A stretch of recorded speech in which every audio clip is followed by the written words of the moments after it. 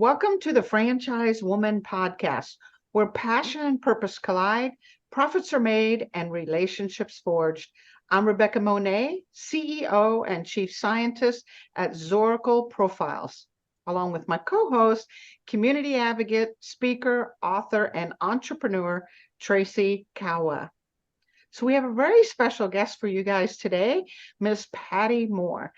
Pattye is a former board chairman and interim CEO at Red Robin Gourmet Burgers and former Sonic Drive-In president.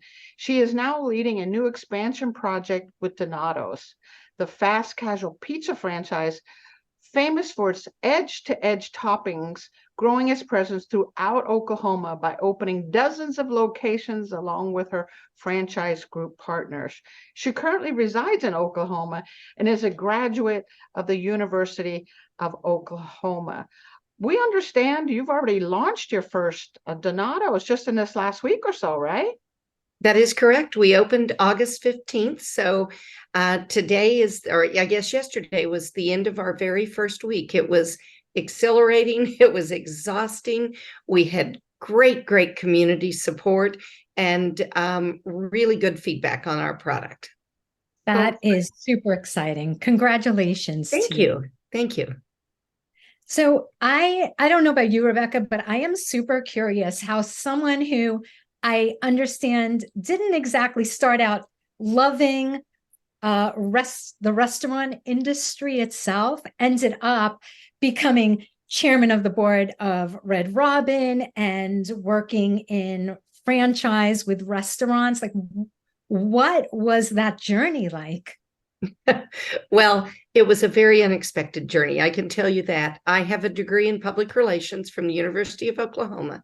My second job out of college was working in Tulsa for a large ad agency, and Sonic was the biggest client of the agency. I made it very clear, though, that I didn't want to work on Sonic.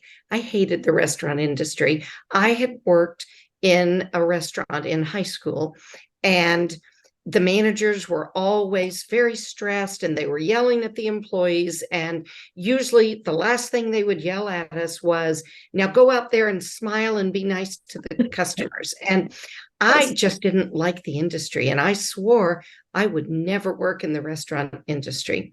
Well, famous last words. So second job out of college, I'm working at the ad agency, and I randomly wind up at a dinner event seated next to the chairman and CEO of Sonic. Delightful man. He asked me a lot of questions about my background, found out in my previous job, I'd been a speechwriter for the CEO. And he hired me on the spot. He was not only the chairman and CEO of Sonic, which was 85% franchised, but also the incoming chair of the International Franchise Association, which I'd never even heard of, never wanted to hear of, didn't know anything about franchising. Well, I wanted to say no, but biggest account of the agency, I couldn't actually say no. So I said yes. And he had a really funny way of getting ready for a speech. I'd go meet with him and say, what do you want to talk about? And he would say, I don't know, information gets filtered before it gets to me. Why don't you use that journalism background and you go find out what I need to be talking about? He had me call the IFA. He had me go meet Sonic franchisees. And a really funny thing happened. I fell in love with the Sonic franchisees, as I learned their stories of their struggles to open one restaurant and then another, and working in the restaurant, their whole family involved, getting involved in the community, taking care of employees. I really fell in love with them as proud business owners. And as I learned about franchising, I fell in love with the concept of franchising. Well, a few years later, Steve offered me a job as vice president of marketing at Sonic. And so I took it, joined Sonic. We had 900 restaurants and about 900 million in sales, stayed at corporate for 12 years, worked my way up, became president of the company. And we, when I retired in 2004, we had 3,000 drive-ins and 3 billion in sales, and still 85% franchised.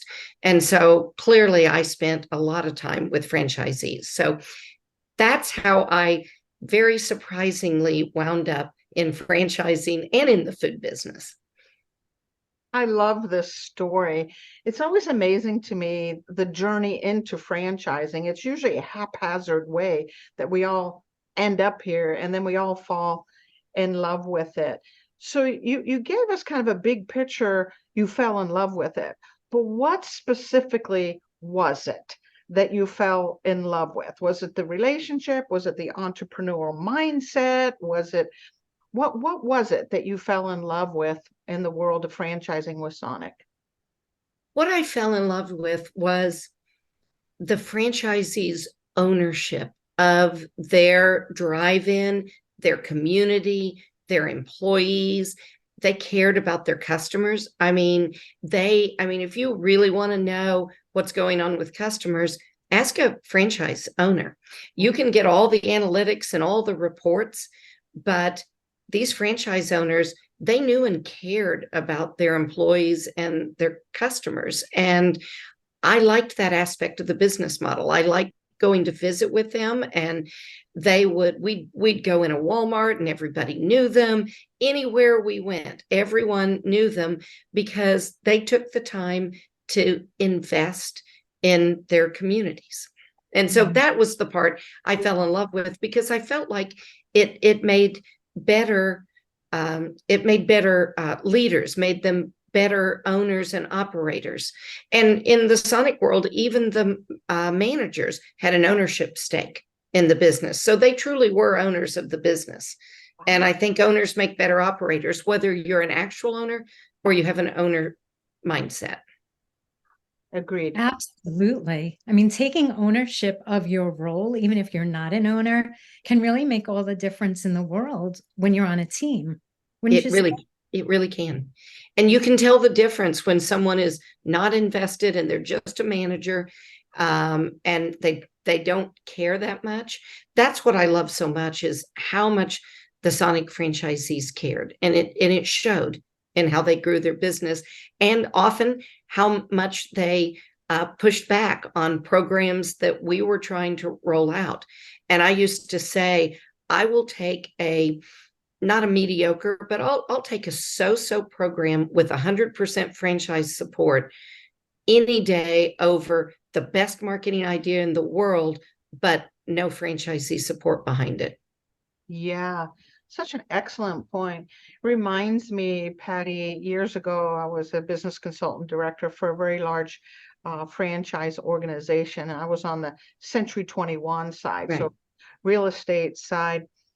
And one of the brokers, franchisees, wanted me to come in and talk about employee-owned businesses, right? And how they could structure where their agents at that location would get a percentage of the business. It was crazy to watch how over the next 3 years what happened to that performance, because there is that pride of ownership. Even if I only own a sliver of it, I'm an owner, and I take great pride in making that happen. So it's really interesting that Sonic did that with their managers, and we're seeing more and more of that, whether you're vested in your people, not just employees. These are, vested individuals. So that's brilliant. It's absolutely brilliant. So Pattye, take us to the next step. All right. So we got Red Robin, we got Sonic. Now we have Donato's. How did you get here? I mean, what happened? Okay, well, it starts with Red Robin. So I joined the Red Robin board in 2007, became chair in 2010. Red Robin was mostly corporate versus franchise, but a wonderful organization. And in 2018, the management team came to the board with a concept that they wanted to test. They wanted to nest pizza inside the Red Robin, because pizza and burgers are the top 2 selling food items ordered out, and they thought it would be a good combination. So they looked around, they found Donato's Pizza out of Columbus, Ohio. They wanted a really high quality pizza, a company that would be interested in testing, and Donato's was interested in it. And they created just pizza, a pizza oven that would fit inside the Red Robin kitchen. And as board members, we were privy to the test. We got to test the pizza, and it was fabulous. And so we rolled it out in 3 markets. Customers loved it, absolutely loved it. They might order a small pizza as an appetizer and then have their burgers, or they would order a large pizza to go. And we got into the delivery business. They would order pizza and somebody wanted a burger. And so the test was very successful. And we were in the midst of then deciding Red Robin was going to become a franchisee, a non-traditional franchisee of Donato's. And we had a management change. Our CEO left, and I stepped in as interim CEO just as we were starting the negotiations. And I got to partner with the team at Red Robin, working with the team at Donato's, went to Columbus, got to meet the founder, Jim, who just celebrated his 80th birthday, company's 60th year, got to meet his daughter, Jane, who's the chairwoman of the board and chief purpose officer. Tells you a little bit about how they think about things at Donato's, Tom Krause, the rest of the executive team. And I was really impressed with their principles of how they do business, with how they negotiated with us. We knew the product was good. You know, that was table stakes.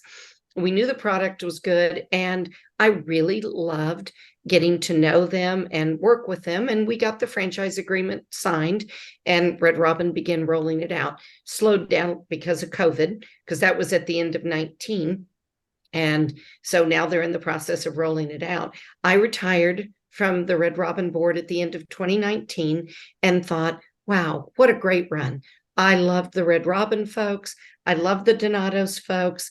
What a privilege to have gotten to meet and work with both of them. And that's all I thought about it. And then in 2022, Scott McLean, he was the CFO at Sonic when I was there, then became the president. I lived in Edmond, Oklahoma for 24 years. He still lives in Edmond. Our kids, we raised our kids together. I knew his 2 sons. He and I were talking one day, and he said that his sons, Matt and Will, were looking at franchise opportunities. And he told me a couple of them. And I honestly didn't even think about it. I just said, oh, wait, you should do Donato's. And he'd never heard of Donato's. And I knew that Red Robin had a protected drive time radius around each store, but the rest of the market was available. And I told him about Donato's, and I said, you guys should go to Columbus. You should meet them. I'll make the introductions. And then without thinking, I said, and if you decide to do it, I'll partner with you. And then I thought, maybe I should tell my husband about this. And he's been a great supporter. All he asked is if he could taste the pizza first. And I said, yes, we can make that happen. So they went to Columbus. They loved the people, loved the product. And Matt and Will McLean and I became franchise partners. Scott is our financial partner. And it's very family owned. Scott, Matt, and Will live in Edmond. I live in Tulsa. And we opened our first store last week. That's so incredible. It was another path that I never said, gosh, I want to go be a franchisee. No, you're just kind of tripping into one thing after another. Yes. And very atypical for a burger place to then incorporate a pizza, right? A pizza brand within it. Right. Very typical. But you know, you seem to have a knack for recognizing what's going to work. And you also have a knack for being at the right place at the right time, and people recognizing your leadership abilities. Like it's like this perfect storm for good, right? Yes, I think I have a knack for being lucky and as well. And like you said, being at the right place at the right time. And one of the things I do is stay in touch with great people, which is Scott and his family's great people, and we've stayed in touch. And Scott and I couldn't be more thrilled to be working together again.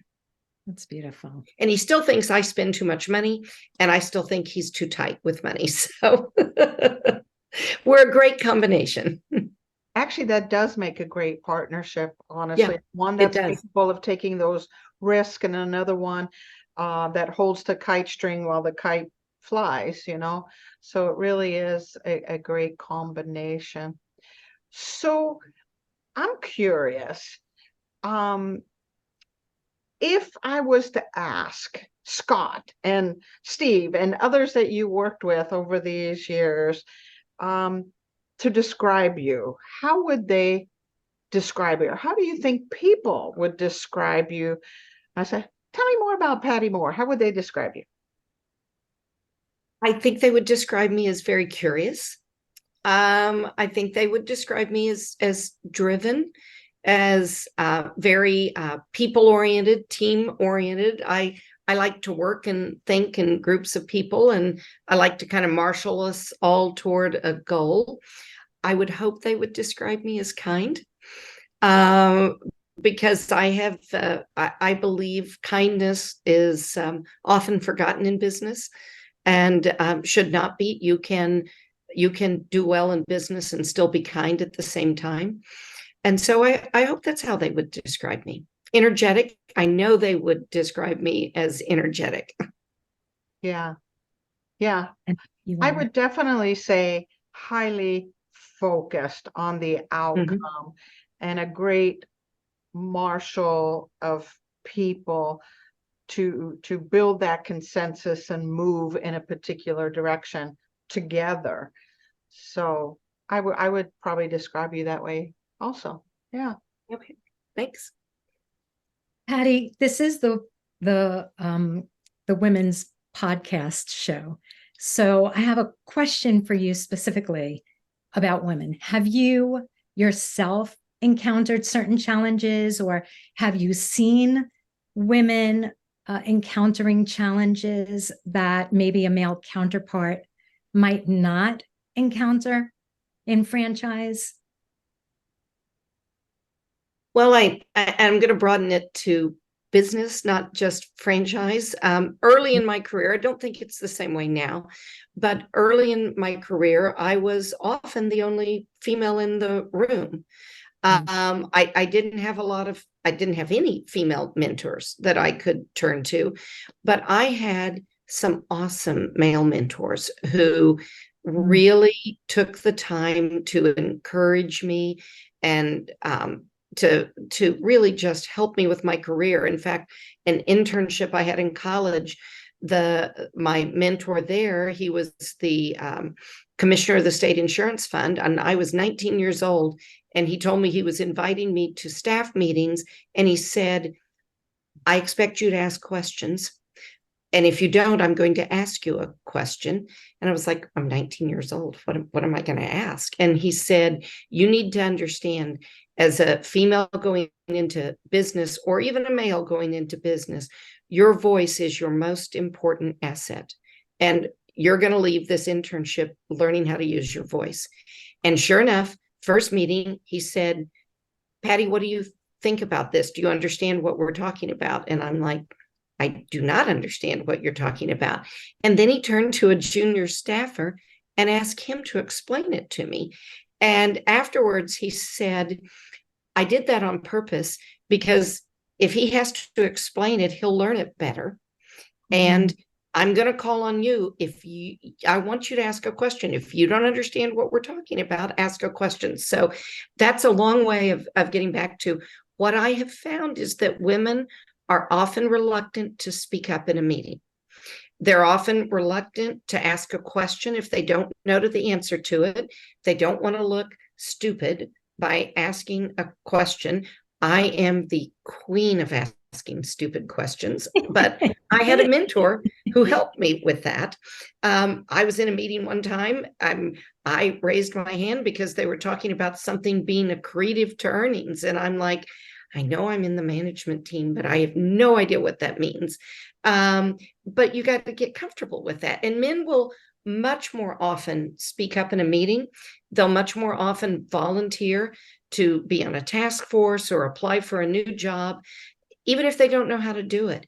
And women, we feel like we need to know how to do the whole job before we apply for it. So that's the thing I've seen the most of, is that women don't volunteer, they don't raise their hands. I hope that's getting better, but I've seen a lot of that. And I think it is getting better because there's more women in the room and you can take your cues from other women. But it's daunting if you're the only female in the room to call attention to yourself. It really is. As you were talking about the importance of asking questions, it reminded me of a saying I read years ago, and it's so true. The quality of your life is the quality of your questions. Oh, I love that. And the way I understood that quote was not just in the questions I'm asking others so I can be edified or inspired or learn something, Right. whatever, but it's the questions that we also ask ourselves, right? So whether that is, where do I want to be 30 years from now, or who do I want to become, or whatever those questions are. So tell me how this question piece works for you as a leader. How do you bring that into your leadership style and into your life?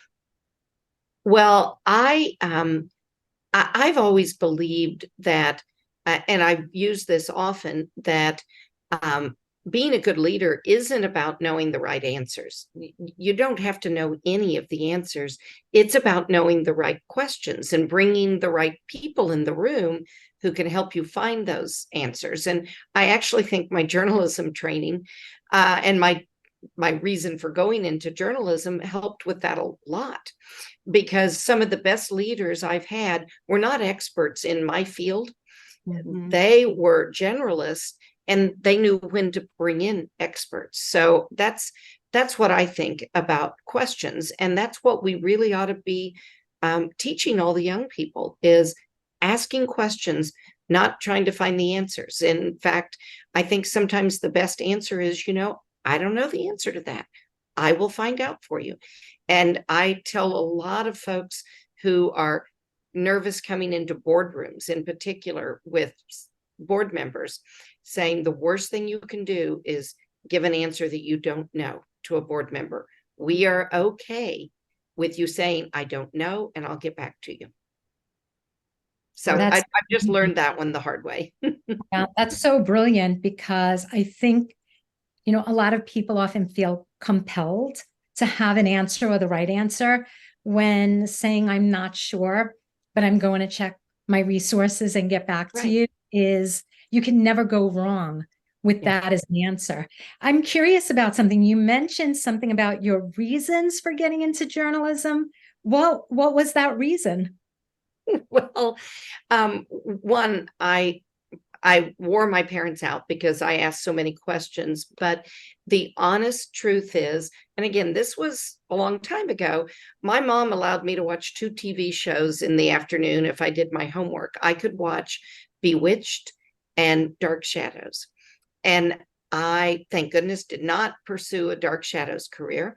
But I was fascinated with Bewitched, not Samantha, but Darren Stevens and the world of advertising and public relations. I was absolutely fascinated by it and knew that I wanted to do something in that field. I mean, from elementary school. And so then I wound up working on the school newspaper, and I discovered I really liked writing. And so I wound up starting on the PR side and then winding up on the advertising side. But it was the asking questions, because I was asking my parents a lot of questions about, what is this? Why is this? And my mom would just send me to research. My mom was a kindergarten teacher and my dad worked at the Air Force Base. So, they weren't knowledgeable in that world, but my mom was big on helping me find out answers. So that's how I wound up there. Also a very strange way because of Bewitched. That's so interesting. It is interesting. I remember Darren on Bewitched and as an advertising executive. That's amazing. So, how does one craft good questions as a leader? Let me tell you why I'm asking this. I have noticed that there's a difference in how people answer a question if I'm asking why or how. How are we going to do this? Rather than why do you want to do this or whatever it is. I find that even in how we pose the question is pertinent to getting the answers that we need to get where we want to go. Well, asked the wrong way, it sounds like an interrogation. Yes. And an inquisition, maybe even. And so I like to, again, you got to have situational awareness and put yourself in other people's shoes. And I always think the best questions are, what do you think? I always start with what, not why or how, but what do you think? Or you're bringing this to me, why? Why are you bringing this to me? Not in a bad way, but you obviously think there's something good here. But I also think you have to be really curious about the world around you, and pay attention to that, because sometimes the best questions come from, I saw something the other day and I'm wondering if that would work for us. I'm notorious for calling people and saying, I just drove by this. What is that something we should do? I don't know anything about it. And so it's that kind of curiosity, and people can learn. People can learn, because I've had to coach people that you're not asking questions, you're interrogating. And there's a huge, huge difference. One is, I don't know that you really want the answer. And the other one is you're very curious about what other people are thinking. That's so interesting. I have a friend who I noticed this years ago. She never answers a question without asking the person, why do you ask? And she doesn't do it in an interrogation type way. She just genuinely wants to know why they want that information. But what I noticed is it gives people pause. It makes them pause. And I feel that it makes them reevaluate their answers. Right. I think it does too. And I think one of the things I learned on the franchisor side of the business was to ask a lot of questions. I mean, I learned it when the CEO sent me out to try to find out, well, what are the issues? What do you want to hear from the CEO? What problems do you want the company to solve? I learned it there, but that also bodes well as a franchisor sitting down with franchisees saying, what can we help you with? What's the biggest issue? What are we doing that is just making your life miserable? And they're so happy to tell you the answer to that question. And soon maybe I will be too. So Indeed. I really, really appreciate you talking about this curiosity place, because curiosity opens the mind, right? It's saying, I'm just interested, I'm curious, I'm wondering why, I'm wondering how, I'm wondering what, right? And so any answer we get, there's no threat to that, right? I'm really curious, tell me more, I want to understand this. And it provides a safe space for people to share their opinions or ideas or observations when you're not going into that interrogation mode. But really, I'm curious, you know. Well, we even did that with Donato's, even though I knew the management team and I knew them. Me and Matt and Will, we called a number of Donato's franchisees, and they were happy to give us names of them. And we called ones they gave us, we called others, and we even went and visited one and said, tell us about Donato's, tell us why you got into it, tell us what you've experienced. And again, it's being curious and understanding what you're getting into, which is, I think, what anyone has to do if they're looking at getting into franchising. They need to ask a lot of questions of a lot of different people. I love this. I love this. I love this. I got to tell you, do you know, I'm a behavioral scientist, so this stuff is like fascinating I can tell. to me. Do you know people are perceived as more intelligent when they ask questions rather than when they give opinions. I did not know that. Yes, yes. In fact, years ago when I was doing a lot of personal development training and traveling all over the world, one of the assignments I would give people is get on that train, get on that bus, get on that airplane, sit next to someone, learn everything you can about this human being sitting next to you, and do not divulge a single opinion, do not divulge anything about yourself. At the end of the conversation, ask them what their perception was. And again, and I'm not the only researcher that's done this, it was the perception is you're incredibly intelligent and you're incredibly wise, even though you've not shared anything other than tell me more. That's really interesting. I'm curious. So I love this conversation, Pattye, and I so appreciate you sharing it. Just brilliant. Well, can I tell you one other thing that I found is that because I actually think these might be the four most important words you say in business, and it's, can you help me? Can you help that people are flattered when you ask them for help. They feel important and validated. And most people will bend over backwards. If you are sincere about asking for help, they will bend over backwards to help you. And it is not a sign of weakness. And it's like asking the questions, though. I mean, you got to have the right intent behind it, but it is amazing what you get when you ask someone for help. I almost never turn anyone down if they can sincerely say, will you help me? Yeah. Not will you do it for me, but will you help me? Will you help me understand? Will you help me figure this out? Whatever it is. Yeah. I think what goes hand in hand with this conversation with what Rebecca was just talking about asking the questions, and what you're mentioning now is that when somebody asks questions, I think maybe they're perceived as intelligent because of their perceived willingness to learn. Like, not everybody is willing to learn. I have this saying that a lot of people's minds are closed with their own opinions. And when we ask questions, then I think there's a perception that, oh, this person isn't stuck in their own knowledge. This person is willing to expand their horizons, to learn more. I think that's an excellent observation. Yeah. Yeah.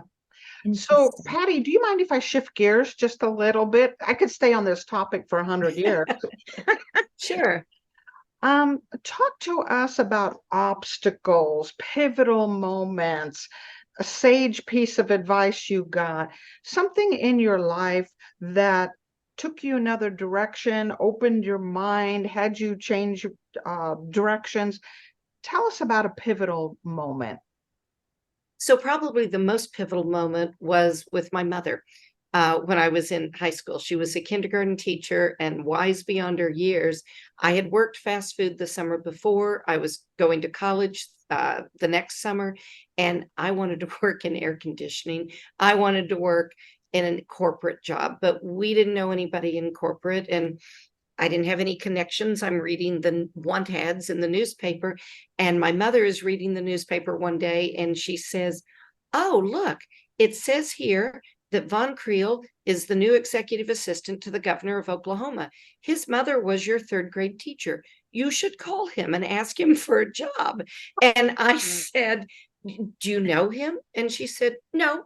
And I said, "You just want me to call this man and say, your mother was my third grade teacher, give me a job?" And I said, "I can't do that." And she said, "Why not? What's the worst that can happen? He won't return your call." Well, I thought she was crazy. I didn't do anything for a week, still didn't have a job. So I picked up the phone. I called his office. I left that ridiculous message. 2 hours later, he called me back laughing, just like you're doing, Rebecca, and said, "No one has ever tried to get an appointment with me using my mother. I would love to have you come in." And so he brought me in. He introduced me to the governor, took me on a tour of the office, and then sat me down and asked what I was majoring in. And I knew I was going to major in PR. And he said, give me a couple of days. I'd like to find you a job working in a communications department at one of the state agencies. And he did. Wow. So what's the worst that can happen? And can you help me? So those were two pivotal moments. And it gave me courage, which is another thing women need. Men too, but women need the courage that I got from my mother to say, what's the worst that can happen? And I learned to go ask questions in places I would have never felt brave enough to do. So that was a pivotal moment for me. And I'm sure there have been lots of others. Deciding to become a franchisee was a really pivotal moment. And so far, I am loving it. Donato's provides tremendous support. In fact, during training week, a couple of times I wanted to call some old Sonic franchisees that we brought into the system and apologize to them that I hadn't provided them enough support. But anyway, so that's been a pivotal, that's a current pivotal moment. That's awesome. We're always learning, aren't we? And, Yes, and I love that your mom pushed you to these levels of courage. That's really amazing. yeah. I've had a little bit of a burning question for like the last 15 minutes. Oh my. I am wondering, because you seem to, any role that you step into, you seem to rise to leadership. And I'm wondering, what is your best tip for building trust? Oh, for building trust, I think it is being genuine, being kind, caring about people, and getting in and doing the work with them. If I ask people to stay late, I stayed late with them. If I asked them to, go visit all the drive-ins, I went and visited all the drive-ins. And so I think rising to leadership and getting respect and engagement from people means being out there with them, showing them that there's no job beneath you. You don't sit in an ivory tower. You're out in the restaurants, you're out in the drive-ins. That's great. That's great advice. I'm trying to think of even a term that would describe that. You hear about, leading from the front, leading from the back, but this is kind of side by side. The way you're describing this kind of leadership, it's we're stronger together. We're doing this together. I wouldn't ask you to do something that I wouldn't do myself. That's more like a partnership, or I think it might be. I met a franchise manager at a franchise convention in New Orleans in the summer, and we were marching in the streets with a New Orleans marching band, and it was so hot. And I'm president of the company. I introduced myself to this general manager next to me, and he says, "You're the president of the company? I worked for X national chain for 15 years, and I never met a vice president even." And I said, well, we're different. So, but yeah, so I don't know what you would call that, but I think partnership's the right word. It's almost like a partnership leadership style where you see them as equal, but gifted and talented in different ways. And then you're teaming up with them, right? Teaming up, not in the, oh, gee, I'm a baseball pitcher and you're a catcher analogy, but teaming up like two oxens pulling a wagon kind of thing, that kind of teaming up kind of a thing. This beautiful leadership style. I've got a really good friend, Jeremy Kubicek, who's leadership development guru and author, and he often says you can't be a leader if no one is following, and that you need to be a leader worth following, and that means you've got to get in and show them why you're worth following. Yeah, this is incredible. So I think we could talk and talk forever. I think we could too. I tell you what, after we had the internet issues when we tried to get you on the show a couple of weeks ago, Tracy and I were like chomping at the bit, like we want more of Pattye. So we were so glad that you were, had some time open, especially considering you just opened your location in Edmond, Oklahoma with Donatos. So thank you for being You're here. welcome. I want to make sure that people know how to get hold of you or learn more about Donatos. So how would they do that? Well, they can go to donatos.com to learn more about Donatos. They can reach me on LinkedIn is probably the best way, and it's just Pattye Moore. I'm not been great about keeping current on LinkedIn because I thought I was retired a couple of times, but I'm getting better. But that would probably be the best way to reach out to me. It's hard to retire. I tried twice. I've tried twice also. It's not working very well. No, no, not when you're driven like you are. It'd be hard. So, Tracy, I'm going to pass it off to you for your wrap up. How much time do we have?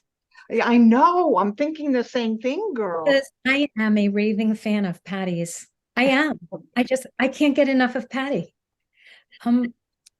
I think what stands out most to me is how you've really been a pioneer for other people in franchise and especially other women in franchise.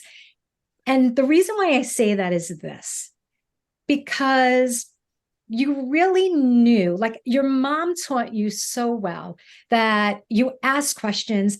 Other people realized how, coachable you are. Other people realized how teachable you were, how they saw in you what they would want to see in themselves, right? This person here can rise to leadership. This person has greatness within them. And then you learned all that. You soaked it in like a sponge at every level you were at, and then turned and you trained your people and delivered leadership to them and asked valuable questions and listened. And I think I just want to acknowledge you for that, Oh, thanks, for that Tracy. space that you've created to learn and share. And that's what I hear over and over again in your story. So thank you for being here.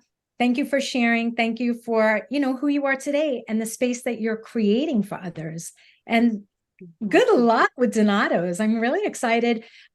I can't wait for Rebecca to come visit you and try No, it. I'm only a And let couple me- hours away. That's And right. so- And you'll have to let me know to make sure I'm there when you come. I will. But I also want to say thank you all for this franchise woman idea and encouraging women that this is another avenue for them. There's not enough women in as franchise owners. And Yeah. so I think this is helping a lot. We believe it is also women do well in franchising. We are wired for it. And we want to get that message out by highlighting individuals just like yourself who have had success in franchising, in your case, both on the corporate end of things and now as a franchisee. So you can speak from both sides. In a year, we're going to have you back and you'll talk about, now you have 12 locations or whatever your plan is. I don't know what your plan is. But yeah, I'm definitely going to come see you. So thank you, Pattye. Appreciate your wisdom. And my biggest takeaway, and there were 1,000, but was the word curiosity. That seems to be kind of the hub of everything else with Pattye. And so that I'm going to hold on to that word for a while and see if I can add a whole bunch more curiosity in my life. Okay, good. Good. Well, thank you. It's been delightful. Really enjoyed being on the show with you all. Wonderful. And to those of you listening in today, as we talk with Pattye Moore, please share this interview with others that can benefit from this wise individual that we finally, pulled into spending an hour with us. And subscribe, of course. And then we'll see you next week on another episode. Okay. Thank you, ladies.